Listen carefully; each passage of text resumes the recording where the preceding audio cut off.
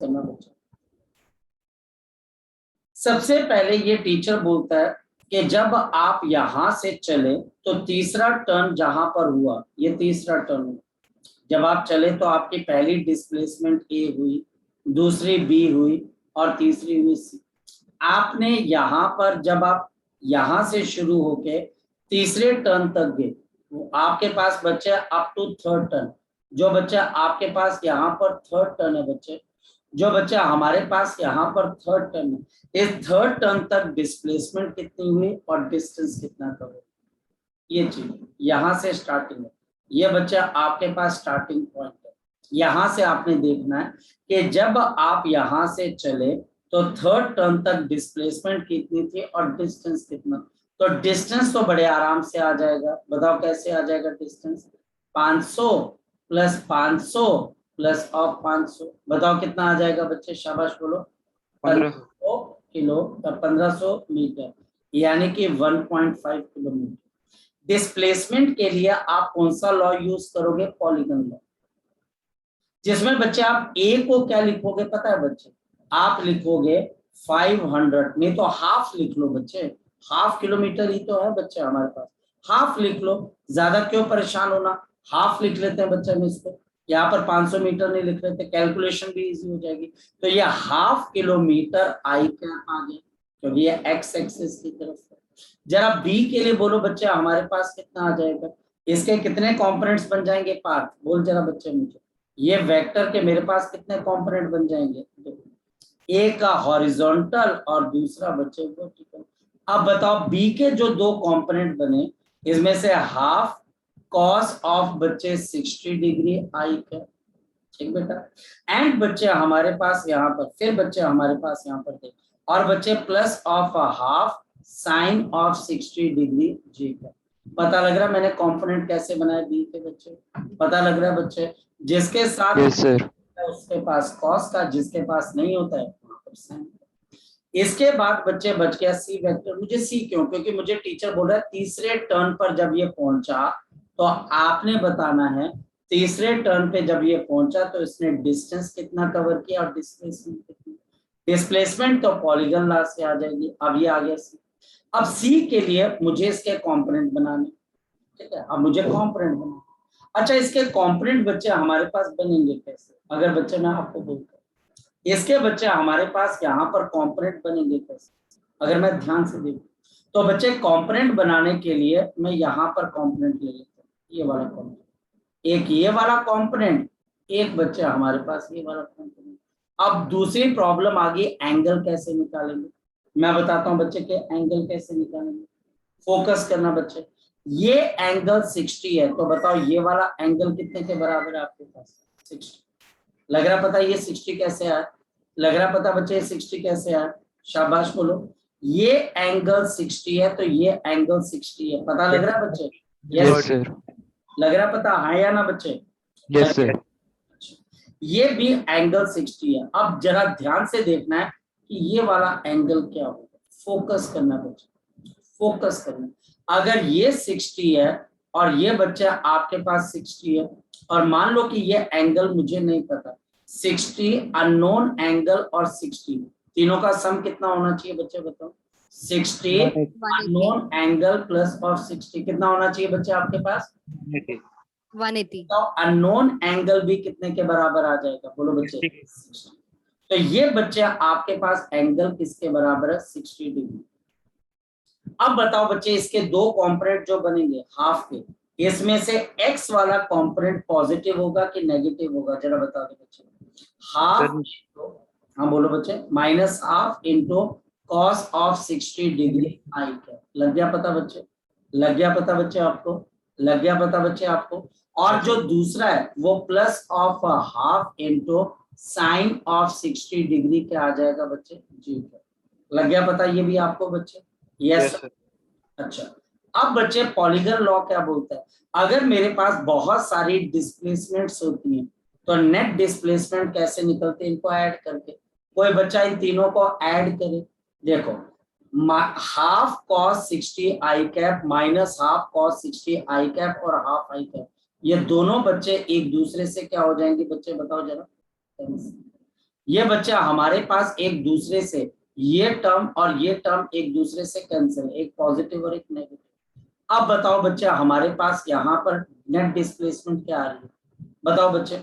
ये बच्चे half I cap बचा और ये हाफ साइन 60 जे कैप, हाफ साइन 60 जे कैप। तो दिमाग लगाओ क्या बच जाएगा, हाफ इंटू आई कैप, और हाफ प्लस हाफ क्या होता है बच्चे 1। तो ये बच्चे 2 हाफ साइन 60। तो यहाँ पर बच्चे हमारे पास क्या बच जाएगा, शाबाश बोलो, पता लग रहा है क्या बच जाएगा, √3/2 इंटू जी। अगर नहीं पता लग रहा तो आप मुझे यहाँ पर पूछ सकते हो कि सर यहाँ पर √3/2 कैसे बचा। लग रहा पता बच्चे √3/2 कैसे बच रहा, लग रहा पता बच्चे, शाबाश बोलो, लग रहा पता बच्चे, यस और नो। Yes, sir. अब बच्चे इसकी रेशियो निकाल दीजिए, बताओ इसकी रेशियो किसके बराबर है बच्चे, अंडर और रूट ऑफ बच्चे हाफ का स्क्वायर प्लस ऑफ बच्चे अंडर रूट ऑफ 3/2 का होल स्क्वायर। जल्दी बोलो कितना आ जाएगा बच्चे आपके पास, 1/4 प्लस 3/4, 4/4, 4/4 अंडर रूट ऑफ 1 होता है बच्चे। और बच्चे हमारे पास क्योंकि अंडर रूट ऑफ 1 है, तो बताओ डिस्प्लेसमेंट कितने की आ गई बच्चे, 1 किलोमीटर। ये बच्चे हमारे पास 1 किलोमीटर। खत्म, ये पहला पार्ट हुआ है बच्चे अभी इसका, अभी दूसरा नहीं है। और दूसरा बच्चे पार्ट है अप टू 6। अब बताओ बच्चे 6 टर्न यहाँ पर खत्म हुई, जहां से ये चला वहीं पर वापस आ गया। तो बताओ बच्चे डिस्टेंस कितना कवर किया बच्चे इसने, बताओ 6 टर्न्स के अंदर कितना डिस्टेंस कवर किया होगा। 500 into 6। देखना 500 500 500 500 500 और 500, 6 बार 500 तो 3000 मीटर, यानी कि डिस्टेंस कितना कवर किया बच्चा हमारे पास, बोलो शाबाश, 3 किलोमीटर। और कोई बच्चा बता सकता है डिस्प्लेसमेंट कितनी हुई होगी, The displacement is sir 0। बिल्कुल, क्योंकि जहां से ये चला था बच्चे वहीं पर ये वापस आ गया, क्योंकि जहां से ये चला था बच्चे वहीं से ये हमारे पास क्या आ गया, वापस आ गया। क्लियर बात। अब लास्ट पोर्शन है, जब ये बच्चे 8th टर्न तक पहुंचे। अब दिमाग लगाओ बच्चे, फोकस, मैं तुमको एक सिंपल सी बात बोल रहा हूँ बच्चे, बड़ी सिंपल सी बात। आपके पास ये ए वेक्टर है और ये बी वेक्टर है, इन दोनों वेक्टर्स के बीच का एंगल कितना है बच्चे, 60 डिग्री। इनका जो रिजल्टेंट होगा बच्चे वो नेट डिस्प्लेसमेंट देगा। इनको 60 डिग्री पे आप ऐड कर दो, और डिस्टेंस कितना होगा 500 और 500 बच्चे कितना हो जाएगा बच्चे, 1000 मीटर। मेरी बात को आप अंडरस्टैंड कर पा रहे हो, मेरी बात को बच्चे आप समझ पा रहे हो, मेरी बात को अगर तुम फोकस कर पा रहे होंगे तो तुम्हें ये बात समझ में आ रही। अगर मैं दोबारा से 8वें टर्न पे बच्चे स्टार्ट करता हूं तो मेरा ओरिजिन तो वहीं पर होगा ना जहां से मैं चला था। अगर बच्चे मैं यहां से चला था और मैं अब 8वीं बार यहाँ पर पहुंच रहा हूँ, 8वीं बार, क्योंकि मैं दोबारा यहाँ पर पहुंच रहा हूँ, घूमता जा रहा हूँ मैं इसके अंदर से। तो अगर मैं 8th टर्न की बात करूंगा तो डिस्टेंस बताओ कितने के बराबर हो जाएगा, बोलो शाबाश, 6 किलोमीटर। 3 किलोमीटर यहाँ पर हो चुका था, और बच्चे 1000 किलोमीटर और, तो 1000 मीटर और, तो बच्चे डिस्टेंस कितना कवर कर लिया बच्चे, 4 किलोमीटर। पता लगा 4 किलोमीटर कैसे हो। जब आप यहाँ पर पहुंचे तो आप 3 किलोमीटर चल चुके थे, 3 किलोमीटर, फिर 500 मीटर, फिर 500 मीटर, तो बच्चा हमारे पास कितना आ गया, 4 किलोमीटर। अब बच्चा हमारे पास यहाँ पर डिस्प्लेसमेंट कितने की है बच्चे, शाबाश बोलो डिस्प्लेसमेंट कितने की है। तो डिस्प्लेसमेंट के लिए बच्चे हम ए और बी को वेक्टर के हिसाब से ऐड कर दो। ए और बी के बीच में एंगल क्या माना जाएगा, 60, क्योंकि ये हेड एंड टेल रूट से चलेगा। तो अब बताओ बच्चे अंडर रूट ऑफ हाफ का स्क्वायर प्लस ऑफ हाफ का स्क्वायर, किलोमीटर है, plus of 2 into half into cos of बच्चे 60 डिग्री। कॉस 60 कितना होता है बच्चे, हाफ हो जाता है, 1/2. तो ये बच्चे 2 कैंसिल, तो half square half square half square 3 बार आ रहा है। इस वजह से बच्चे हमारे पास बताओ इसका आंसर, √3/2. ये बच्चा अंडर रूट 3 इंटू बच्चा आपके पास हाफ किलोमीटर, और ये इस क्वेश्चन का आंसर आ जाएगा बस जी। अब बताओ बच्चे ये क्वेश्चन मुश्किल था कि आसान था, ठीक था सर. ठीक था। ये क्वेश्चन टीचर भी नहीं स्कूल में डालेगा, ये एनसीईआरटी का क्वेश्चन जरूर है, लेकिन टीचर इसको स्कूल में नहीं डालते। इनफैक्ट अगर आप टीचर से पूछने भी जाए तो थोड़ा सा रजिस्ट करता है कि आप ये क्वेश्चन उससे ना पूछें। और क्यों ना पूछे बच्चे, क्योंकि आपको खुद पता लग रहा है कि एक क्वेश्चन थोड़ा सा होमवर्क आपको मिल सकता है इसका, लेकिन वो आपको पूछेगा या नहीं पूछेगा ये नहीं पता बच्चे। ठीक है, हाँ बोलो बच्चे, बोलो करमन जी। सर वो 3.2 के फोर्थ पार्ट में डाउट है। 3.2 सॉल्व्ड एग्जांपल, अनसॉल्व्ड एग्जांपल? नहीं सर, वो अनसॉल्व्ड एक्सरसाइजेस। Sir unsolved. एक बार 4.6 भी करा दो इसका। 4.6 करवा दूं पहले? Yes, sir. तो 4 पॉइंट बच्चा हमारे पास यहाँ पर 6, 4.6 बच्चा हमारे पास। एक बार बोल के बता देगा बच्चे, एक बार बोल के बता दे, मुझे याद आ जाएगा। सर मैं वो था establish the following vector inequalities अच्छा ज्योमेट्रिकली अच्छा रहता है। अच्छा अच्छा, ये वैसे क्वेश्चन तो बकवास है, लेकिन चलो ये ऑलरेडी मतलब कि आपके ये नॉलेज। वेक्टर में किया था, हाँ ऐसा वेक्टर में किया ही था हमने। हाँ कर, वही चीज है, मतलब कि है तो ये बच्चे स्कूल में इसको पूछा, ये समझने वाली बातें हैं। वो एक्चुअल में आपके दिमाग में कुछ बातें डालने की कोशिश कर रहे हैं। ये बच्चे हमारे पास क्वेश्चन है जिसका पहला पार्ट ये बच्चे, एक बात बताओ, चलो मैं इसको ऐसे स्टार्ट करता हूँ। अगर मेरे पास दो वेक्टर्स हैं ए और बी, समझ लो, ए और बी, समझ लो। अगर बच्चा हमारे पास इनके बीच के अंदर कोई थीटा एंगल है बच्चा, कोई मुझे बच्चा बता दे, इन दोनों का जो रिजल्टेंट होता है वो रिजल्टेंट बच्चा आपके पास कैसे कैसे रह सकता है? एक तो इनका जो रिजल्टेंट होता है वो मिनिमम से बड़ा होगा, मिनिमम से बच्चे बड़ा होगा या बराबर होगा, या फिर बच्चे मैक्सिमम से छोटा होगा या उसके बराबर हो जाएगा। रिजल्टेंट मैक्सिमम क्या होता है? इनके इंडिविजुअल आपके पास मैग्नीट्यूड को ऐड कर देना, ये सबसे बड़ा रिजल्टेंट है, इससे बड़ा कोई रिजल्टेंट नहीं हो सकता। और मिनिमम क्या होता है बच्चे? इन दोनों के आप किसको माइनस कर दीजिए बच्चे? मैग्नीट्यूड को माइनस। फॉर एग्जांपल अगर मैं आपको बोलता हूं कि एक वेक्टर है 14 न्यूटन और दूसरा 18 न्यूटन, इसके रिजल्टेंट क्या हो सकते हैं बताओ? इसका मैक्सिमम रिजल्टेंट क्या हो सकता है? 22 न्यूटन। और मिनिमम रिजल्टेंट क्या हो सकता है बच्चे बताओ जरा? This is equal to 6 newton. इसका रिजल्टेंट 22 से ऊपर नहीं जा सकता, 6 से छोटा नहीं हो सकता बच्चे। मेरी बात समझ? पहली चीज बच्चे वो क्या बोल रहा है, पहली चीज बच्चे वो क्या बोल रहा है कि क्या a प्लस बी जो इनका रिजल्टेंट आ रहा है बच्चे, ये हमेशा लेस देन और इक्वल टू आपके पास a प्लस ऑफ b के बराबर होगा? तो यस बिल्कुल, यही तो बात है, सही तो है बच्चे हमारे पास। क्यों? क्योंकि जो मैक्सिमम, ये कौन सा रिजल्टेंट है बच्चे आपके पास? Maximum resultant. और आपका रिजल्टेंट मैक्सिमम रिजल्टेंट से हमेशा छोटा रहता है या उसके बराबर, उससे ऊपर जा नहीं सकता। बिल्कुल।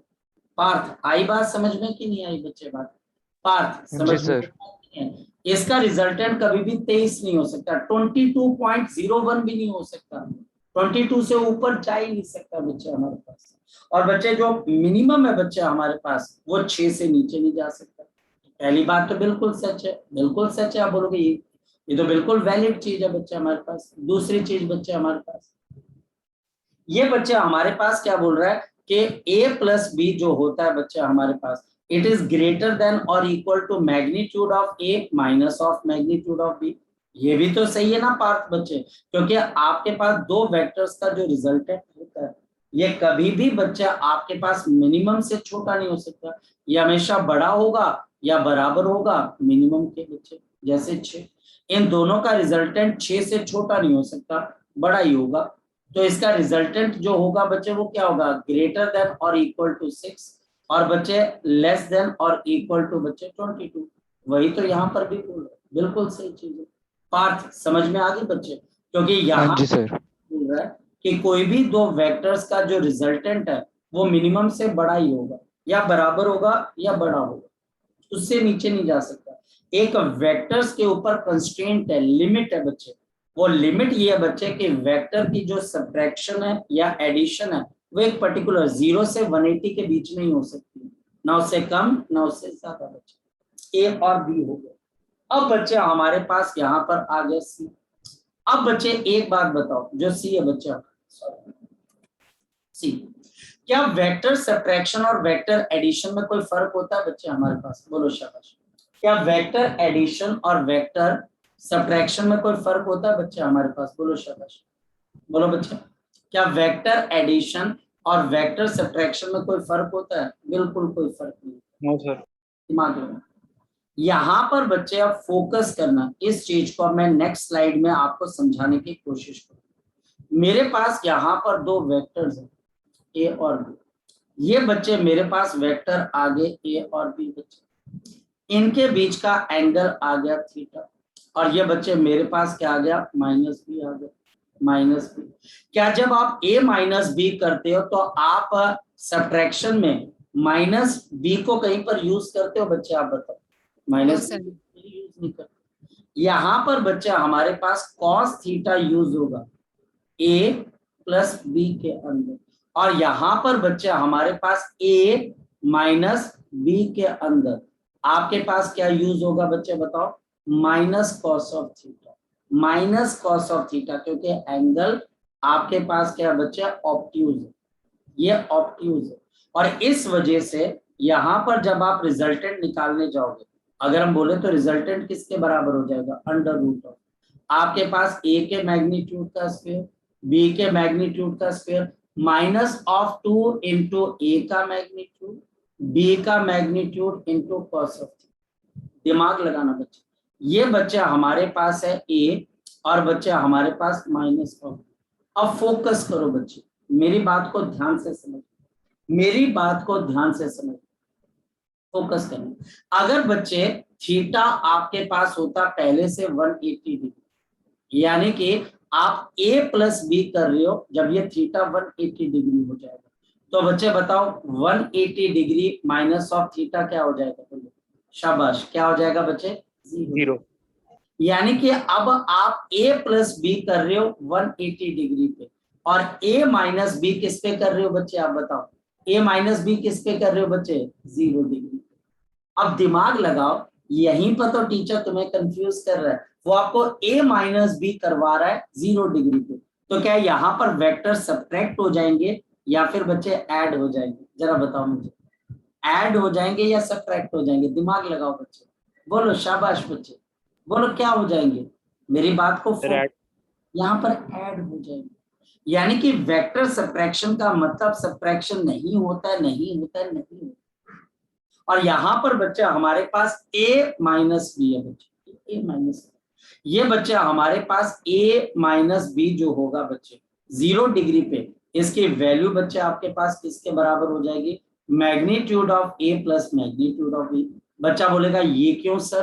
क्योंकि अब इनिशियल एंगल 180 है, तो सब्ट्रैक्शन के लिए एंगल मिला मुझे 0 डिग्री, उसमें तो बच्चे आपके पास a प्लस बी होता है, रिजल्टेंट क्या हो जाता है बच्चे? बोलो शाबाश, मैक्सिमम हो जाए। मेरी बात को फोकस करके देखना बच्चे, आपको बात समझ में आ जाएगी, यहाँ पर बात आपको समझ में आ जाएगी। यहाँ पर बच्चे जब मैंने a माइनस बी किया तो यहाँ पर आपके पास प्लस था, और यहाँ पर कॉस ऑफ 0 डिग्री बच गया। क्यों 0 डिग्री बचा? क्योंकि 180 माइनस थीटा 0 डिग्री, और इस वजह से अब बताओ अंदर क्या फॉर्मूला बन गया मेरे पास? मैग्नीट्यूड ऑफ a और मैग्नीट्यूड ऑफ, ये बच्चे हमारे पास है मैग्नीट्यूड ऑफ a प्लस बच्चे हमारे पास मैग्नीट्यूड ऑफ, ये बच्चे आपके पास क्या आ गया? Maximum result. ठीक, अब अगर ये बच्चे एंगल 0, पहले तो 180 था, अब ये एंगल अगर 180 से छोटा होने लग जाए, ये एंगल 180 से छोटा होने लग जाए, सपोज कि जो एंगल है बच्चे, ये क्वेश्चन सॉल्व नहीं हो सकता, एक्सप्लेन हो सकता है, ये बात याद रखना, ये सॉल्व नहीं हो सकता, एक्सप्लेन हो सकता। अगर बच्चे थीटा मेरे पास लेस देन 180 डिग्री हो जाए तो बच्चे बताओ देयरफॉर 180 डिग्री माइनस ऑफ बच्चे थीटा क्या हो जाएगा? क्या ये ग्रेटर देन 0 डिग्री हो जाएगा? यस, ये ग्रेटर देन 0 डिग्री। और अगर ये ग्रेटर देन 0 डिग्री है तो बताओ बच्चे cos of 180 degree minus of theta की वैल्यू क्या हो जाएगी बच्चे? बोलो शाबाश। ये हमारे पास क्या हो जाएगी? ये बढ़ने लग जाएगी कि कम होने लग जाएगी? शाबाश बोलो बच्चे। बढ़ने लगेगी, डिक्रीज डिक्रीज। ये कॉस की वैल्यू डिक्रीज होती है, कॉस ऑफ 30 डिग्री कम होता है, कॉस ऑफ 45 डिग्री और कम हो जाता है, तो ये डिक्रीज हो जाएगा। इसका मतलब बच्चे यहाँ पर ये टर्म डिक्रीज होने लग जाएगी। जो +2ab था पहले मैक्सिमम था, और बच्चे अगर अब आप कोई भी रैंडम एंगल लेते हो, अब ये थीटा एंगल अगर 180 से कम है तो यहाँ पर ये डिक्रीज होने लग जाएगा, तो जो सम आएगा वो a+b से बड़ा हो जाएगा कि छोटा हो जाएगा, वो a+b से छोटा होने लग जाएगा। अंडरस्टैंड करो, यहाँ पर cos ऑफ 0 डिग्री था तो ये 1 आ गया, फॉर्मूला बन गया a² + b² + 2ab cos of 0 degree. तो आपका फॉर्मूला बन गया a² + b² + 2ab। इसका स्क्वायर होकर बच्चे आपके पास रूट आ गया, तो बच्चे आपके पास magnitude of a plus magnitude of b आ गया। लेकिन अगर एंगल बच्चे ये वाला केस आ जाए सेकंड, तो अब आपके पास क्या आएगा, तो बच्चे आपके पास magnitude of a minus of b। शाबाश, बोलो बच्चे अब आपके पास क्या आएगा, √ ऑफ, ये बच्चे हमारे पास आ जाएगा a का स्क्वायर प्लस ऑफ b का स्क्वायर। मैं मैग्नीट्यूड को एज्यूम कर रहा हूँ ये बच्चे बनाए गए, मैं एज्यूम कर रहा हूँ कि ये बच्चे हमारे पास बनाए गए, एंड प्लस ऑफ बच्चे हमारे पास यहाँ पर कितना आ जाएगा बच्चे 2ab cos of 180 degree minus of theta, 180 degree minus of theta. ये नंबर 1 से छोटा, और 1 से छोटा कोई भी नंबर किसी से भी मल्टीप्लाई होता है तो वो नंबर बड़ा हो जाता है कि छोटा हो जाता है, बड़ा हो जाता है कि छोटा हो जाता है, बोलो शाबाश, बड़ा हो जाता है कि छोटा हो जाता है बच्चे। जैसे कि मैं इसको 60 डिग्री ले लेता हूँ, अब बताओ बच्चे फॉर्मूला क्या बन गया, a² + b² plus of ab। अगर बच्चे हमारे पास, मैं इसको क्या ले लेता हूँ 60 डिग्री, दिमाग लगाओ, जब 0 डिग्री था तो क्या था बच्चे 2ab, और जब 60 डिग्री है तो अकेला क्या बच्चे ab। अब बताओ मैं आपको दो टर्म्स देता हूँ, a² + b² plus of 2ab और a² + b² plus of ab, कौन सी टर्म बड़ी और कौन सी छोटी होगी, बोलो शाबाश, और ऊपर वाली बड़ी की छोटी। ऊपर वाली बड़ी होगी क्योंकि 2 से सब मल्टीप्लाई हो गया। अब बच्चे हमारे दिमाग में बात बैठने लग जाए, यानी कि बच्चे जब आप जैसे ही बच्चे आप एंगल को, अब 0 डिग्री से तो आपको ऊपर जाना पड़ेगा, अगर आप 0 डिग्री से ऊपर जाओगे, क्योंकि 0 डिग्री से नीचे नहीं जाओगे, तो a + a - b बढ़ने लग जाएगा कि कम होने लग जाएगा, बोलो शाबाश, a - b बढ़ने लग जाएगा कि कम होने लग जाएगा। सोचो यहाँ पर 0 डिग्री में +2ab है और 60 डिग्री पे +ab है, तो जब आप 0 डिग्री से 60 डिग्री जा रहे हो तो आपके पास a - b बढ़ रहा है कि कम हो रहा है बच्चे, बोलो शाबाश, कम हो रहा है ना बच्चे, कम हो रहा है ना, हाँ या ना, कम हो यस रहा है। Sir.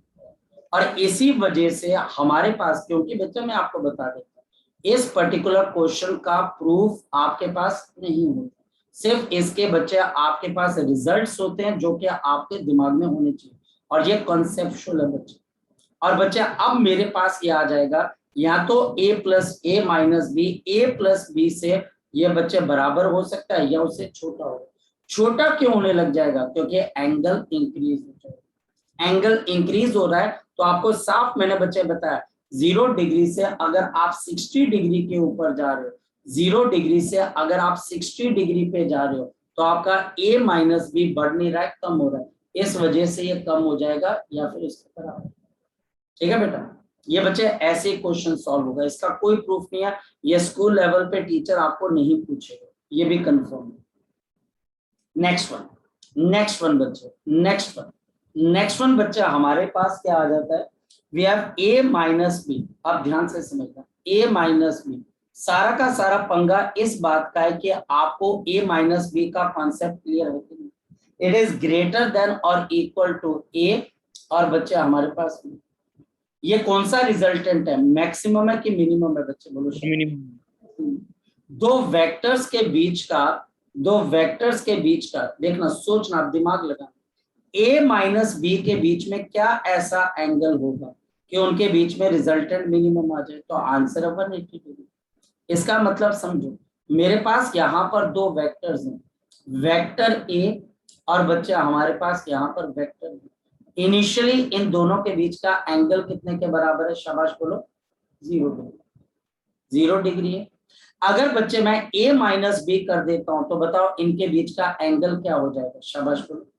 180 degree. a minus B कर देता हूं तो बच्चा हमारे पास इन दोनों के बीच का एंगल कितना आ जाएगा, 180 डिग्री। अगर बच्चे मैं a माइनस बी कर देता हूं तो इसका मतलब क्या है, 180 डिग्री पे दो वेक्टर्स के मैग्नीट्यूड डायरेक्टली सब्ट्रैक्ट हो जाते हैं। ये बच्चे ऐसे आ जाए, ये तो इक्वल तो आ गया, लेकिन ये बड़ा कैसे होगा। अब बच्चे आप एंगल को 0 डिग्री से नीचे तो नहीं लेके आ सकते, बड़ा करके देखो। यानी कि बच्चा हमारे पास, और वैसे भी दूसरा लॉजिक लगा दो यार कि कोई भी वेक्टर का रिजल्टेंट मिनिमम से बड़ा ही होगा बच्चे, मिनिमम से छोटा थोड़ी ना होगा। या तो a माइनस बी मिनिमम के बराबर होगा या उससे बड़ा होगा, लॉजिक ये भी है। लेकिन अगर कोई बच्चा बोलता है कि नहीं सर मुझे इसको प्रूफ भी देखना, तो ये a आ गया, ये b आ गया, ये एंगल आ गया थीटा। अब बताओ बच्चे इसके बीच का एंगल मेरे पास कितना आ गया, 180 माइनस। अब बच्चे बात वहीं पर है, क्या आपके पास अब अगर मैं a माइनस बी निकालता हूं तो बताओ बच्चे इसका रिजल्टेंट आपके पास क्या आ जाएगा, अंडर रूट ऑफ a के मैग्नीट्यूड का स्क्वायर, b का मैग्नीट्यूड का square minus of 2ab cos of theta minus. अब ये देखो बच्चे टर्म आपके पास क्या बच्चे, माइनस। ये टर्म बच्चे हमारे पास किसकी आ रही बच्चे, माइनस। तो मिनिमम के बराबर होगा या उसके बराबर बड़ा होगा बच्चे। इसको, इस चीज को टीचर आपके दिमाग में सिर्फ एक बात डालना चाहता है पूरे के पूरे में से, क्या आपका जो भी बच्चे वेक्टर एडिशन या सब्ट्रैक्शन होता है उसका जो रिजल्टेंट होता है उसका मैग्नीट्यूड ग्रेटर देन और इक्वल टू आर मिनिमम होता है बच्चे, या लेस देन और इक्वल टू आर मैक्सिमम होता है। बस टीचर आपके दिमाग में ये बात डालना चाहता है बस। और वेक्टर सब्ट्रैक्शन और वेक्टर एडिशन में कोई फर्क नहीं होता है, फर्क सिर्फ बच्चे एंगल का होता है, बस इतनी सी चीज। चले बच्चे, थोड़ा सा हैवी क्वेश्चन है ये, मैं रेकमेंड करूंगा कि आप इस क्वेश्चन को एग्जामिनेशन से पहले देख के जाए, उसके बीच में ना करें। और सिंपल, सर हाँ बोलो सर, इसको मैथमेटिकली भी तो कर ही सकते थे, ऐसे बेटा। एक्सप्लेनेशन जरूरी थी। एक चीज बता, मैथमेटिकली अगर तू करने बैठेगा ना बच्चे, ठीक है आपके पास मैथ से आप कर सकते हो, बात प्रैक्टिकल की भी आनी चाहिए। मैं यहाँ पर बच्चे आपके साथ क्वांटम मैकेनिक्स भी डिस्कस कर सकते हो, मैं आपके साथ स्पेशल थ्योरी ऑफ रिलेटिविटी भी डिस्कस कर सकता हूँ। एक एक पॉइंट ये है कि एक ऐसा बच्चा जो थोड़ा सा डरा हुआ, एक ऐसा बच्चा जो भी स्ट्रगल कर रहा है, उसको भी बच्चे हमने संभालना है ना बेटा। उसके अंदर जब कॉन्फिडेंस आ जाएगा तो वो सीख। और बेटा देख, सबसे बड़ी बात है कि क्या प्रैक्टिकली ये टीचर आपको स्कूल में पूछेगा, नहीं। आपने भी ये क्वेश्चन किया करमनजीत, क्या सीखे आप इस क्वेश्चन से, मैं तो ये कुछ भी नहीं सीखा, सर। ये कुछ नहीं सीखे, कुछ नहीं मिला, सिर्फ एक चीज सीखने को मिली कि वेक्टर का जो रिजल्टेंट होता है वो मैक्सिमम और मिनिमम के बीच में होता है, या तो इनके बराबर या उनके, कुछ नहीं मिलता है इसको सीख। तो ये क्वेश्चन बच्चे को थोड़ा परेशान करता है, तो मैंने ये बोल दिया कि एक बार देख लेना। आपको ये यही सिखाना चाहता है कि आपका अगर मैं कोई भी दो वेक्टर दे देता हूँ, सपोज कि 13 और 15, तो इसका रिजल्टेंट 20 और 2 के बीच में होगा, बस इतनी। ये क्वेश्चन आपको ये सिखाना चाहता है, चाहे आप एडिशन करो चाहे सब्ट्रैक्शन करो, आपका रिजल्टेंट 28 और 2 के बीच में रहेगा, और बच्चे रिजल्टेंट इन्हीं दोनों के बीच में वेरी करेगा। ठीक, नेक्स्ट क्वेश्चन बोलो। सर सर वो 3.4 ई, बोलो बच्चे कौन सा सर क्वेश्चन, ये सर 4.5 का सर ई पार्ट। 4.5 का ई पार्ट। मैं इसको सर 3.4 भी था। क्या करवा देता हूँ बच्चे, पहले 3.4 करवा देता हूँ। 3.4 की बच्चे एक बार स्टेटमेंट बोल देगा बच्चे। 4 नहीं, सॉरी सर 2 था। एक मिनट स्टेटमेंट बोलता हूँ, वो ग्राफ वाला क्वेश्चन है सर। पर बेटा अभी ग्राफ के लिए रुक जा बच्चे, ग्राफ के लिए सर रुक। 2.5 का ई पार्ट करा दो सर। फोटो भेज दूं? नहीं बेटा ग्राफ बच्चे मैं बाकी बच्चों को नहीं करवा, बल्कि कुछ बच्चे अनकंफर्टेबल हो जाएंगे बच्चे, सिर्फ 3 टॉपिक्स और रह गए हैं बच्चे, फिर ग्राफ भी आ जाएगा, तो टेंशन मत लो उसकी, ठीक है बेटा, तो टेंशन मत। 5 ई 4 पॉइंट कौन सा बोला बच्चे, sir E part. 3 vectors not lying in a plane can never add up to give a null vector। Sir इसका क्या 4.5 सर? क्वेश्चन क्या बच्चे हमारे पास, फिर से बोल। सर इसका क्वेश्चन है, the 3 vectors not lying in a plane can never add up to give a null vector। अच्छा इन अ प्लेन है ना बच्चे हमारे पास, इन अ प्लेन देखते बच्चे, ये बच्चे हमारे पास यहाँ पर प्लेन है, 3 वेक्टर्स हैं, 3 वेक्टर्स हैं बच्चे हमारे पास, ये आ गया प्लेन। और बच्चे ये तीनों vectors lying on a plane can never added up to give a resultant बच्चे हमारे पास वेक्टर। तो आपके पास रिजल्टेंट वेक्टर आपके पास यहाँ पर ऐड अप होके बच्चे हमारे पास यहाँ पर नल वेक्टर दे सकते हैं। ओके ओके ओके ओके, तो यहाँ पर बच्चे हमारे पास क्या चीज आएगी देखते हैं। अगर बच्चे हमारे पास तीन वेक्टर्स हैं, ये बच्चे आपके पास वेक्टर आ गया ए और ये वेक्टर आ गया बी। ये वेक्टर अगर बच्चा हमारे पास आ गया ए और ये वेक्टर आ गया बी और ये प्लेन के अंदर लाई कर रहे हैं बच्चे, इन दोनों का रिजल्टेंट बच्चा हमारे पास क्या आ जाएगा बच्चे, बोलो शाबाश, ए प्लस ऑफ। ये बच्चा हमारे पास क्या आ गया, A plus of B. This is A plus of B. अब बच्चे मुझे क्या करना है, तीसरा कोई एक ऐसा वेक्टर लेना है जिससे बच्चे हमको ये करना है, थ्री वेक्टर्स, एक बार फिर से बोलना बच्चे, थ्री वेक्टर्स। सर इसका 3 vectors not lying in a plane not can never okay okay okay, not word है ना बच्चे, नॉट, मैं शायद से not lying in a plane, not lying, मैं लाइन के लिए not lying in a plane. चलो हो गया बच्चे, क्वेश्चन सॉल्व हो गया होगा। तो मैं थोड़ा सा देख रहा था कि मेरे को लग रहा था लाइंग इन अ प्लेन तो दे सकता है, पर ये not lying in a plane, not lying. ठीक है, थैंक यू बच्चे। ये बच्चा हमारे पास यहाँ पर इस तरीके से एक प्लेन आ गया बच्चे आपके पास, और बच्चा हमारे पास यहाँ पर एक दूसरा प्लेन भी आ गया बच्चा हमारे पास। सपोज के बच्चा हमारे पास यहाँ पर एक दूसरा प्लेन आ गया, ऐसे एक वर्टिकल प्लेन है और एक हॉरिजॉन्टल प्लेन है बच्चे हमारे पास। फोकस करना, अगर बच्चे हम इस प्लेन में दो बच्चे वेक्टर ले लेते हैं, एक ए और बी, और तीसरा वेक्टर बच्चे ऊपर की तरफ है, तीसरा वेक्टर बच्चा हमारे पास हवा में। अब बच्चे हमारे पास ए और बी, इसका रिजल्टेंट बच्चा हमारे पास किसमें लाई करेगा बच्चे, आपके पास इस प्लेन के अंदर, ये बच्चा आपके पास इस प्लेन के अंदर लाई करेगा। इसके रिजल्टेंट को जीरो करने के लिए तीसरा वेक्टर इसी प्लेन में लाई होना चाहिए था, लेकिन जो तीसरा वेक्टर है वो हवा में चला गया। तो बच्चे ये तीसरा वेक्टर ए प्लस बी को कभी भी खत्म नहीं कर पाए। मैं इसका एक और डिटेल व्यू आपको देता हूं। देखिए मेरे पास यहाँ पर एक रस्सी है बच्चे, फोकस करें, इस रस्सी को यहाँ पर एक इंसान यहाँ पर खींच रहा है, एक इंसान यहाँ पर खींच रहा है। ठीक है बच्चे, ध्यान से समझिए। और बच्चे ये दोनों आदमी बच्चे हमारे पास किस पे, फर्श के ऊपर खड़े हुए, इस पे खड़े हुए बच्चे फर्श के ऊपर, यानी कि बच्चे जमीन पे खड़े। और यहाँ पर बच्चे हमारे पास एक इंसान वर्टिकल दीवार पे खड़ा हुआ, वर्टिकल दीवार पे खड़ा हुआ, और बच्चे वो भी बच्चे इसके ऊपर की तरफ को फोर्स लगा रहे, ये ऊपर की तरफ को फोर्स लगा रहे। ये ए है, ये बच्चे बी है, और ये बच्चे हमारे पास सी है। इन दोनों का जो भी जोर लगेगा वो जमीन की तरफ जाएगा, आया ना बच्चे। इन दोनों का जो रिजल्टेंट है वो भी किस पे होगा बच्चे आपके पास, बोलो, ग्राउंड फ्लोर के ऊपर होगा। और जो तीसरा वेक्टर है बच्चे वो हमारे पास किसमें है, एयर में। तो बच्चे एयर वाला वेक्टर ग्राउंड वाले फ्लोर वेक्टर्स के रिजल्टेंट को कैसे जीरो कर सकते हैं। अगर जीरो करना है तो इस आदमी को कहां पर उतरना पड़ेगा बच्चे, बताओ जरा मुझे। इस आदमी को भी जमीन पे उतरना पड़ेगा। अगर यह आदमी जमीन पे उतरेगा, यहां पर फोर्स लगाएगा, तो ये बच्चे ऑब्जेक्ट क्या हो जाएगी बच्चे, हमारे पास रेस्ट पे आ जाएगी। ठीक, आगे बात समझ में बच्चे, आगे बात समझ में आया ना बच्चे। मैं एक और तरीका करा देता हूँ बच्चे, देखो फोकस करना।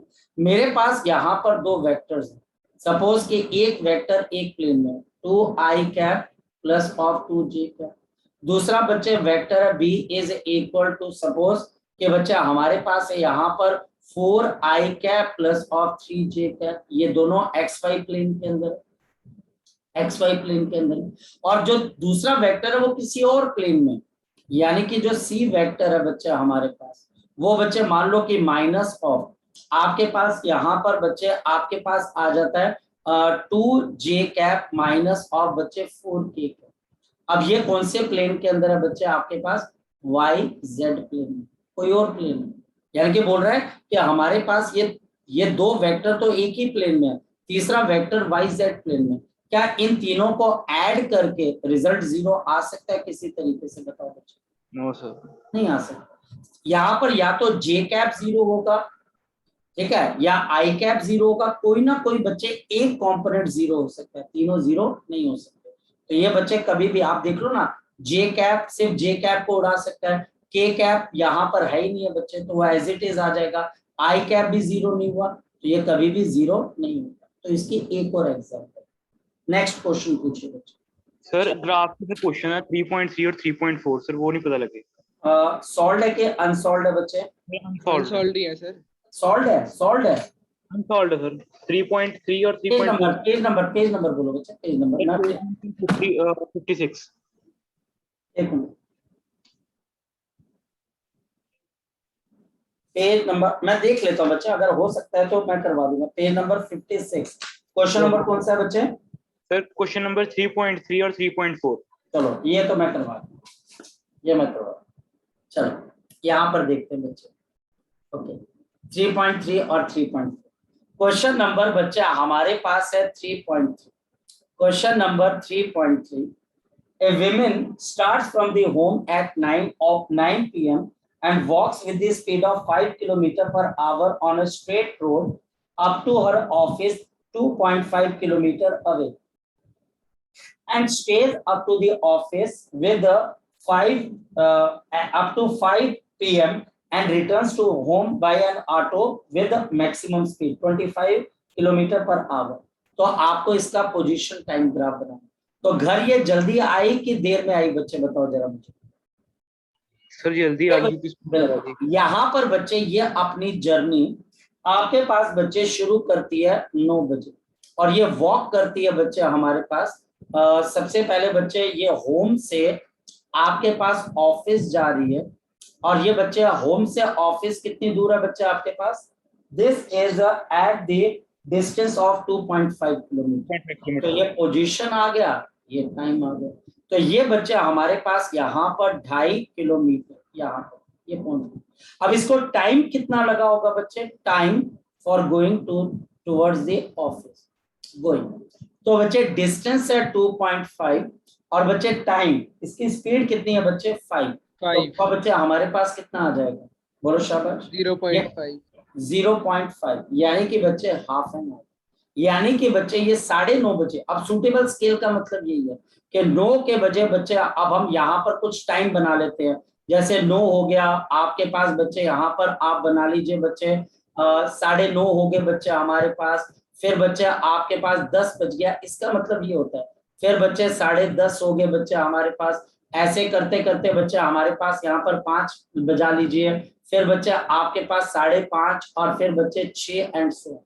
इसका मतलब ये होता है। तो ये 9:30 बजे बच्चे अपने ऑफिस पहुंच गई, तो ये बच्चे ऐसे अपने ऑफिस पहुंच गए। फिर बच्चे ये 5 बजे तक ऑफिस है, तो 5 बजे तक बच्चे ये ऑफिस में।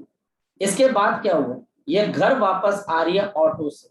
तो अब जब ये ऑफिस से बच्चे हमारे पास होम आती है, तो इसको टाइम फॉर रिटर्न कितना लगेगा? कोई बच्चा बताएगा मुझे? 2.5/25। 2.5 अपॉन बच्चे 25, यानी कि बच्चे हमारे पास कितना आ जाएगा? शाबाश बोलो बच्चे। ये बच्चे हमारे पास आ जाएगा 1/10 of a hour. 1/10 of a hour का मतलब कितना हो जाता है बच्चे? 6 मिनट्स। 6 मिनट। ओए लड़के 6 मिनट, 60/6 मिनट। यानी कि बच्चे ये अपने घर पर कितने मिनट पे थी? 5:06 पे। तो बच्चे अगर 5:06 पे घर पे थे, तो ये यहाँ कहीं पर आ जाएगा। लग गया पता बच्चे? ये इस तरीके से यहाँ पर आ जाएगा। ये अपने घर पे थी बच्चे 5:06 पे। तो ये बच्चे आपके पास क्वेश्चन सॉल्व हो जाएगा। बोलो बच्चे, लग गया पता कि नहीं लगा पता? लग गया पता? सिंपल क्वेश्चन था कि मुश्किल क्वेश्चन था? Sir easy. आप बोलो। सर अब बच्चे हमारे पास है क्वेश्चन 3.4 और क्वेश्चन 3.4 से बच्चे मैं आपको एक पहला क्वेश्चन पूछता हूं। याद रखना बच्चे, आपका पहला क्वेश्चन बच्चे ये है कि अगर मैं आपको 12 मैं अगर आपको 12 फुट का एक लॉग लकड़ी का टुकड़ा देता हूं, आपको रोज का 1 फुट का टुकड़ा काटना है, तो आपको बच्चे यहाँ पर उस लकड़ी के टुकड़ों को काटने में कितने दिन लगेंगे? सर 12 दिन। 12 दिन। 12 जी पता लगा मुझे? मेरे पास 12 फीट का बच्चे एक लकड़ी का टुकड़ा है, मुझे रोज का 1 फीट, एक दिन में सिर्फ 1 फीट काटना है, तो मुझे कितने डेज लगेंगे बच्चे? तो 12 डेज। 11 days। रीजन, क्योंकि जब आप 11वें दिन काटोगे तो नेक्स्ट दिन फिर 1 फुट काटने जाओगे, जो 1 फुट बच गया था। यस सर, ठीक है ठीक है। आई बात समझ में? लेकिन क्या ये होगा? क्या ठीक है सर। और तुम 1 12 फीट फुट है ना, पहले दिन 1 फुट काटा, दूसरे दिन दूसरा, तीसरे दिन तीसरा, चौथे दिन चौथा, 5वें दिन 5वां, छठा, 7वां, 8वां, 9वां, 10वां और 11वां। जब आपने 11वां लॉक काट लिया तो 12वां फुट तो अपने आप ही बच्चे अलग होके पड़ा हुआ था ना। Yes sir. नहीं पता लगा अभी भी? नहीं लगा पता? लगा पता? यस सर, पता लग गया। तो 11 बिल्कुल 11 दिन लगेंगे बच्चे, 12 दिन नहीं लगेंगे। चलो, ये मैंने इसलिए पूछा क्योंकि ये क्वेश्चन इसी से रिलेटेड है। 3.4 बच्चे। A drunkard walking in a narrow lane takes 5 steps forward, 3 steps backward। यानी कि बच्चे 5 फॉरवर्ड जाता है और बच्चे हमारे पास 3 बैकवर्ड आता है बच्चे हमारे पास, and 5 steps forward, 3 steps backward. और हर स्टेप बच्चे हमारे पास यहाँ पर 1 मीटर लंबा है। यानी कि बच्चे 1 मीटर आपका बच्चे हमारे पास यहाँ पर 1 स्टेप है। और इसको टाइम भी बच्चे हमारे पास कितने का लगता है बच्चे? 1 सेकंड का लगता है बच्चे, 1 सेकंड का लगता है। मुझे प्लॉट करना बच्चे graph xt of its motion, determine graphically and otherwise, मतलब बोलता है अपना दिमाग लगा लो, otherwise the drunkard takes to the fall in a pit 13 meter away from the start। यानी कि बच्चे ये ड्रंकर्ड यहां से बच्चे आपके पास चल रहे हैं और 13 फुट दूर बच्चे हमारे पास एक गड्ढा है।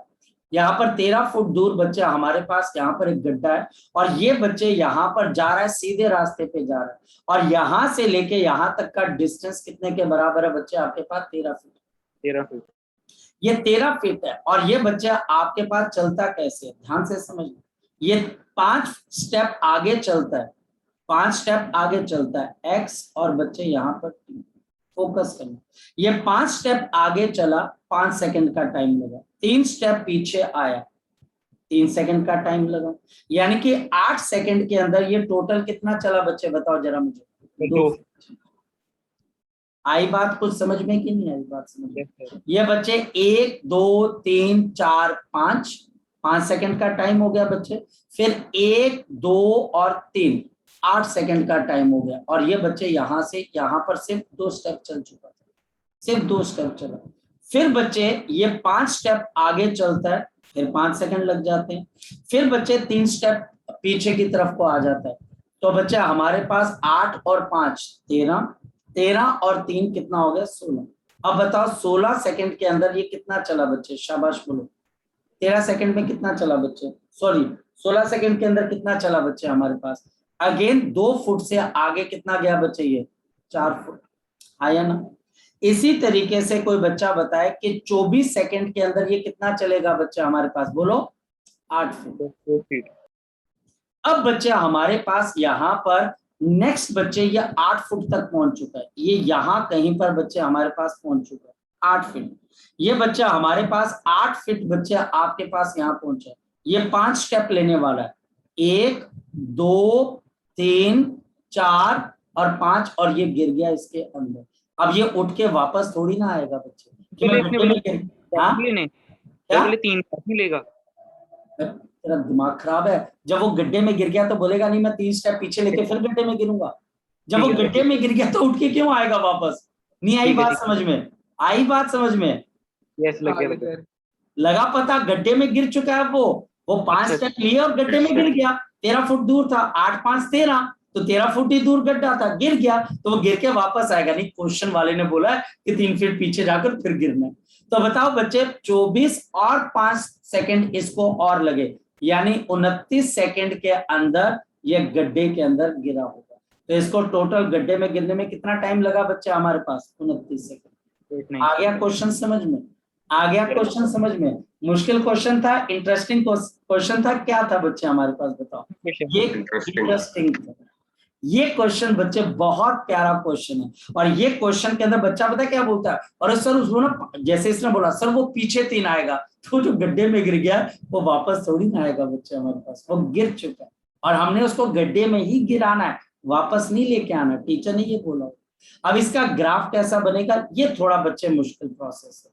ये बच्चे हमारे पास, ओहो ये बच्चे थोड़ा सा मुश्किल है, थोड़ा बच्चे परेशानी तो आपको लेनी पड़ेगी। ये देखते हैं बच्चे हमारे पास यहाँ पर पोजीशन टाइम ग्राफ है। देखते हैं बच्चे, हम देखते हैं ये बच्चे आपके पास 1, ये आ गया 2, 3 और ये बच्चे 4, ये आ गया 5, ये आ गया, नहीं हो पाएगा। 1 मिनट मैं ऐसा करता हूँ 2-2 फुट का ले लेता हूँ, तो 2 फुट का लेके चलता हूँ बच्चे में। यहाँ पर बच्चे हमारे पास टाइम के साथ गड़बड़ हो जाएगी भाई, टाइम के साथ गड़बड़ हो जाएगी। मैं नेक्स्ट पेज पे बनाता हूँ, ये टाइम वाला टेबल याद रखना बच्चे। चलो बच्चे जरा मैं इसका ग्राफ बनाकर आपको बताता हूँ। ये बच्चा आपके पास आ गया और ये बच्चा हमारे पास यहाँ पर इस तरीके से आ गया। ओके सो बच्चे हमारे पास यहाँ पर आ गया 1 और ये बच्चा आपके पास 2, ये आ गया 3, ये आ गया 4, 5, 6, 7, 8, 9, 10, 11, 12 और 13। ये बच्चा हमारे पास यहाँ से चला, पहले 5 सेकंड बच्चे और यहाँ पर सेकंड्स भी हैं बच्चे हमारे पास। सेकंड्स है बच्चा हमारे पास, सपोज कि आपके पास यहाँ पर आ जाते हैं बच्चे हमारे पास मैं 2 सेकंड से लेके चलूँ, कैसे लेके चलूँ, टाइम भी बहुत लंबा चाहिए बच्चे। चलो खैर मैं 2 सेकंड ले लेता हूँ, आइडिया से कर लेंगे बच्चे। 2 और 3 ले लें, 3 ले लेते हैं क्योंकि टाइम बहुत लंबा हो रहा है ना बच्चे। 3 आ गया बच्चे हमारे पास, 6 आ गया, 9 आ गया बच्चे हमारे पास, 12 आ गया बच्चे, 15 आ गया, 18 आ गया बच्चे, 21, 24 और बच्चे 27। ये बच्चे हमारे पास पहले 5 सेकंड आगे की तरफ को जाता है बच्चे और ये बच्चे 5 मीटर यहाँ पहुंच जाते हैं। ये बच्चा आपके पास यहाँ पर ये यहाँ पहुंच गया। इसके बाद बच्चे टाइम तो चलता रहता है, मतलब कि 5 और 3 8, लेकिन बच्चे ये दोबारा किसके ऊपर आ जाता है, 3 स्टेप पीछे, तो ये 2 पे आ जाता है। ये बच्चा हमारे पास 2 कहीं पर, ये यहाँ कहीं पर 2 पे आ जाता है। रफ है बच्चा आपके पास यहाँ पर 2 पे। फिर बच्चे ये 5 स्टेप आगे चलता है, यानी कि बच्चे 2 के बाद 5 कितना आ जाएगा बच्चे, बोलो शाबाश, 2 और 5 बच्चे 7। तो बच्चे हमारे पास ये आपके पास आ गया 8, तो 8 और आपके पास यहाँ पर 5, यहाँ पर बच्चे आपके पास क्या हो गया 13। ये बच्चे ऐसे, ये 8 और 5 13। फिर बच्चे ये 3 स्टेप पीछे आता है, तो बच्चे हमारे पास यहाँ पर 13, तो आपके पास 13 और 3 बच्चे हमारे पास 16। तो ये 3 स्टेप पीछे आने का मतलब बच्चे हमारे पास कितने पे आ जाएगा बच्चे, ये आपके पास 4 पे आ जाएगा। तो ये बच्चे ग्राफ ऐसे बन जाएगा। ये बच्चा आपके पास ग्राफ यहाँ बन जाएगा, ये बच्चा आपके पास 16 पे आ जाएगा। फिर बच्चे हमारे पास ये दोबारा से बच्चे 4 और 5 यानी किस पे चला जाएगा बच्चे हमारे पास 9 पे, 9 पे। और बच्चे अभी हम किस पे है 16, 16 5 कितना होता है बच्चे हमारे पास 21, तो ये बच्चा हमारे पास ये 9 पे चला जाएगा और 21 है।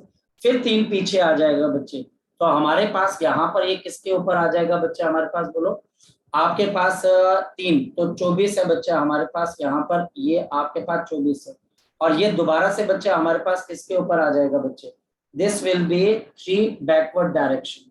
तो 3 बैकवर्ड डायरेक्शन हमने कैलकुलेशन से ही की थी पीछे की नहीं की थी बता, एक मिनट मैं कैलकुलेशन एरर ना कर गया, क्योंकि 5 स्टेप आगे तो आपके पास 2 स्टेप चला ये 8 सेकंड के अंदर, कोई कैलकुलेशन एरर ना कर दी। यस सर, ग्रॉस एरर हुई है भाई, थोड़ा सा हुआ है, थोड़ा सा मतलब कि निकल जाएगा, ऐसी बात नहीं है, कहीं पे कैलकुलेशन एरर हुई है। 5 आगे चला तो 7 और बच्चे हमारे पास 7 में से 3 गए तो 4 आ जाएंगे बच्चे। और यहाँ पर बच्चे हमारे पास कितना आ जाएगा, आपके पास 8 और यहाँ पर बच्चे 16 आ जाएगा। 5 21 और 3 बच्चे हमारे पास पीछे। सर वहीं पे गलती हुई है, 24 और 6 आना था, आपने 24 और 8 लिखा हुआ। कुछ गलती हुई है बच्चे हमारे पास, यहाँ पर बच्चे कुछ गलती हुई है, इसी वजह से बच्चे नहीं, ग्राफ में बच्चा हमारे पास तभी कुछ गलती आ रही है। चलो करते हैं बच्चे फिर से दोबारा, में भी बच्चे हमारा दिमाग में काम ना किया। सो बच्चे हमारे पास ये इफेक्टिवली 2 मीटर चलेगा बच्चे हमारे पास, ये इफेक्टिवली बच्चे हमारे पास 2 मीटर की तरफ को चलेगा बच्चे हमारे पास। और ये बच्चे हमारे पास 2 मीटर चला बच्चे हमारे पास इन 8 सेकंड बच्चे। और फिर बच्चे हमारे पास ये 4 चला 16 के ऊपर। फिर बच्चे हमारे पास ये 24 आपके पास चला बच्चे आपके पास 6 के ऊपर। ये बच्चे हमारे पास है। हम तो सारे स्टेप्स बनाकर चल रहे हैं ना, गलती उसके अंदर आ रही है। तो चलो मैं पूरे का पूरा बना ही देता हूँ बच्चे, तो मैं बड़ा पंगा यार, क्वेश्चन सॉल्व हो जाता है, ये बड़े पंगे ग्राफ ग्रुप पे। चलो स्टार्ट करते हैं बच्चे। मुश्किल तो हो गई 5 मीटर चला 5 सेकंड के अंदर बच्चे। 2 मीटर पे आ गया 8 सेकंड के ऊपर बच्चे हमारे पास।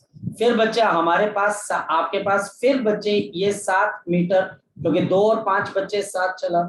और बच्चे हमारे पास आ गया 13।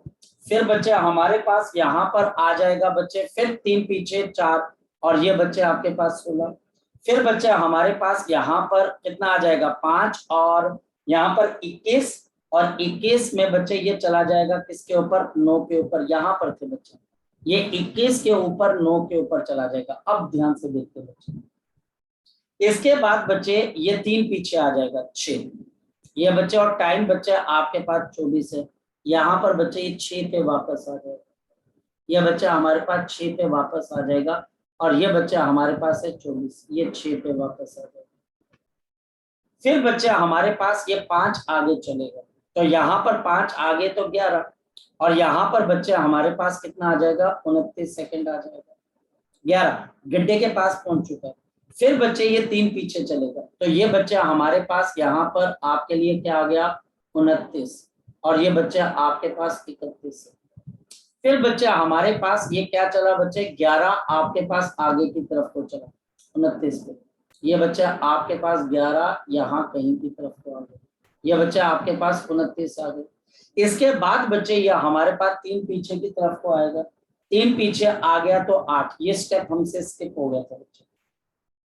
और बच्चे यहाँ पे टाइम हो चुका है बच्चे 32 सेकंड। इसके बाद बच्चे हमारे पास यहाँ पर 5 आगे चलेगा 3, और ये बच्चे 37 सेकंड आएगा। तो यहाँ पर बच्चे थोड़ा सा बच्चे हमारे पास 1 और 32 है, और इसके बाद बच्चे हमारे पास आगे की तरफ को ड्रॉ करना पड़ेगा। इसका मतलब बच्चे 29 के बाद ये आपके पास बच्चे आएगा 32 पे, यानी कि बच्चे हमारे पास 11 के बाद ये दोबारा 8 के ऊपर आएगा, किसके ऊपर बच्चे 32 के ऊपर, और फिर बच्चे ये आगे चला जाएगा, फिर गड्ढे में गिर जाएगा। तो ये बच्चे हमसे एरर हुई है, जो कि बच्चे आप रेक्टिफाई कर लीजिएगा। आप इसको फाइनल आंसर मानिए, वहां पर कुछ गड़बड़ हुई है, क्योंकि वो हम रिटर्न के अंदर नहीं कर रहे थे, हम उसको बच्चे मौखिक यानी ओरल वे से कर रहे थे, इस वजह से गड़बड़ आ गई। क्या ये क्वेश्चन पेपर में आ सकता है? बिल्कुल नहीं आएगा। क्या ये क्वेश्चन केवीपीवाई टाइप के एग्जाम में आ सकता है? यस, ये थोड़ा सा डिफिकल्ट लेवल का क्वेश्चन है, ये केवीपीवाई टाइप के एग्जाम में आ सकता है। ठीक बेटा, चलिए नेक्स्ट क्वेश्चन पूछिए बच्चे, शाबाश। 3.1 का page number 55। Page number 55 solve example है, अनसॉल्व एग्जांपल है? अनसॉल्व्ड। क्या क्वेश्चन क्या बोल के बता बच्चे? ये सर इन सर वो हमने किया नहीं है, पॉइंट मास वाला है। नहीं, मैं समझा देता हूँ, कोई ज्यादा मुश्किल नहीं। देख, अगर कोई ऑब्जेक्ट अपने साइज से बड़ी चीज के ऊपर मूव करती है तो वो पॉइंट ऑब्जेक्ट हो जाती है, ये मैं करवा देता हूँ। ये क्वेश्चन बच्चे दोबारा फिर देख लेना बच्चे। आई एम वेरी मैं भी डिस्टर्ब हो जाता हूँ, क्योंकि उस वक्त कैलकुलेशन में से एरर होगी, क्रॉस एरर जिसको बोलते हैं। यहाँ पर बच्चे हमारे पास जो पॉइंट ऑब्जेक्ट हो जाती है, पॉइंट ऑब्जेक्ट क्या हो जाती है? When the size of the object, जो साइज ऑफ द ऑब्जेक्ट हो जाता है बच्चे, it is less than the size of the displacement, size of the distance covered, I am sorry, size of the distance covered. यानी कि आप size देख लीजिए बच्चे कि वो बच्चे हमारे पास उसके मुकाबले छोटा है कि बड़ा है बच्चे। जैसे कि बच्चे हमारे पास पहली चीज वो क्या बोल रहे हैं, पहली चीज क्या बोल रहा है बच्चे, बोलो शाबाश। कौन सी चीज है बच्चे हमारे पास, बोलो। carriage moving without jerk between two stations। हाँ, तो विदाउट जर्क का मतलब है कि उसके अंदर कोई भी अरेस्ट वाली कोई चीज नहीं है। 2 स्टेशंस की दूरी, कोई भी ट्रेन जो होती है बच्चे, वो करीबन बच्चे 400 मीटर भी बच्चे, मैं बहुत ज्यादा बोल रहा हूँ, 350 से 400 मीटर के बीच में हो सकती है बच्चे। और ट्रेन के स्टेशन की दूरी बच्चे करीबन 20 या 25 किलोमीटर होती है। यस, क्योंकि बच्चे जो ट्रेन चलती है वो अपने साइज के मुकाबले बड़े डिस्टेंस ट्रेवल करती है। यस, ये एक पॉइंट ऑब्जेक्ट है। नेक्स्ट बच्चे बोलो, शाबाश। A monkey sitting on top of a man cycling smoothly on a circular track. तो सर्कुलर ट्रैक का रेडियस जो है बच्चे वो बहुत बड़ा होता है, और मंकी का साइज उसके मुकाबले क्या होता है, छोटा होता है कि बड़ा होता है? बोलो छोटा शाबाश। छोटा। तो यस बच्चे, ये भी आपके पास। थर्ड अगला आपके पास, बोलो। a cricket ball that turns sharply on a hitting the ground.